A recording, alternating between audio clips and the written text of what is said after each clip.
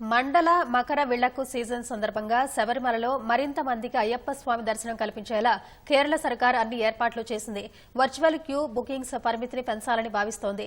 ప్రస్తుతం ఈ పద్ధతి ద్వారా 70,000 మందికి, స్పాట్ బుకింగ్ ద్వారా మరో 10,000 మంది అయ్యప్ప స్వామి దర్శనానికి అవకాశం కల్పిస్తున్నారు.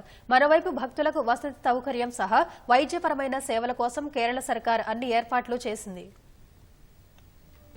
కేరళలోని శబరిమలలో 41 రోజుల పాటు సాగే మండల మకర విళక్కు సీజన్ శనివారం నుంచి అధికారికంగా మొదలైంది. శుభప్రదమైన మలయాళ మాసం వృచ్చికం తొలి రోజు ఆలయాన్ని తెరిచారు. వర్చువల్ బుకింగ్ ద్వారా దాదాపు 30,000 మంది భక్తులు మొదటి రోజు అయ్యప్ప స్వామిని దర్శించుకున్నారు. ఆలయ గర్భగుడిని ప్రధాన అర్చకులు అరుణ్ కుమార్ నంబూథిరి, వసుదేవన్ నంబూథిరి తెరిచినట్లు దేవస్థానం బోర్డు పేర్కొంది.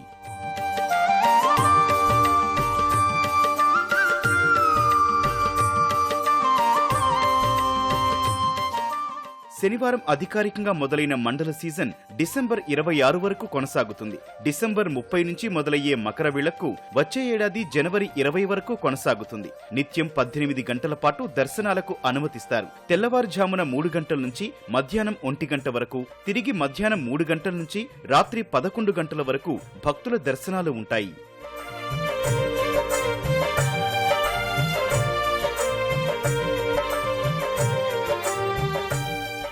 భక్తులకు ఎలాంటి అసౌకర్యం కలగకుండా ఉండేందుకు కేరళ సర్కారు అన్ని ఏర్పాట్లు చేస్తోంది. రోజుకు 70,000 మంది భక్తులు వర్చువల్ క్యూ బుకింగ్స్ చేసుకునేలా పరిమితి ఉండగా దాన్ని పెంచాలని భావిస్తోంది. స్పాట్ బుకింగ్ పద్ధతి ద్వారా మరో 10,000 మందికి అవకాశం కల్పిస్తారు.